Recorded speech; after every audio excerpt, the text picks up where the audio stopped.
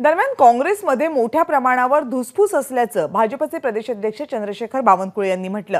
लातूर, सोलापूर आणि नाशिकमध्ये उद्या मुंबईत पक्षप्रवेश होणार असल्याचं सुद्धा बावनकुळे यांनी म्हटलं।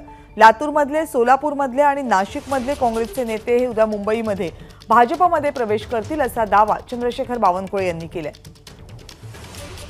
मला वाटतं हा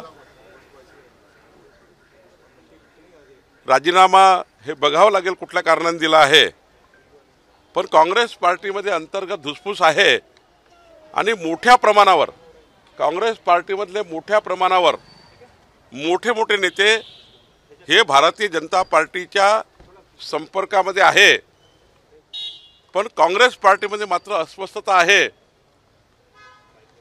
आपण देवळांचं उदाहरण घ्या, बाबा सिद्दीकीचं उदाहरण घ्या, आता अशोक चव्हाणांनी राजीनामा दिला आहे। हे असे पुढच्या काळामध्ये आपल्याला खूप प्रकरण दिसतील असं मला वाटतं। एबीपी माझा, उघडा डोळे बघा नीट।